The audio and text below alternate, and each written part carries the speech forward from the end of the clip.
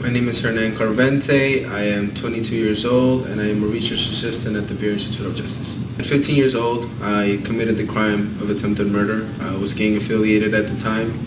I ended up serving 4 years in New York secure placement system, and I spent most of my time during my time in placement trying to get my education, trying to get my life straight. I dropped my gang during that time.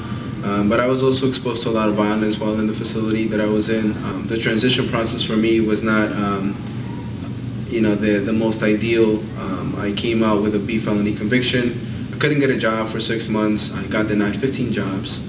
And so I understand the struggle of transitioning back into the community without the proper resources and just the lack of support. And the education program within the facility wasn't the best.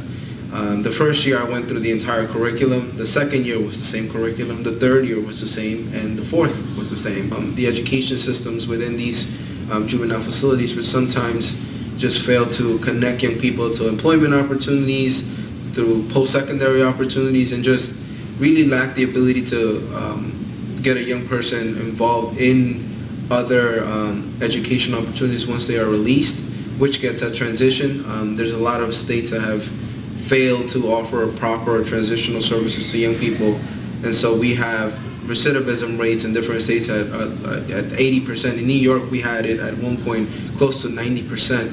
So you give or take, you have 9 out of 10 youth coming back into the system, and we realized that that was a huge problem at New York. And through the work that I've been doing at Vera, we've been trying to help the state agency, the Office of Children and Family Services, to develop a transitional facility for juvenile offenders so that we can have young people receiving the services that they need, so that when they walk out into the community, they're not walking out into a black hole where they're going to be sucked right back into the criminal justice system, but really being able to reintegrate themselves into their communities, working with universities to get an education and finding employment opportunities. And so that's been a huge thing that I think a lot of states have struggled with, but those are 4 areas that I definitely think, including staff training, which is probably the biggest area of reform, because that impacts facility environments, that impacts the lives of young people, and that impacts the staff as a whole. If you have staff who believe in punitive measures, they will go on to believing that those punitive measures are the only way to go. And so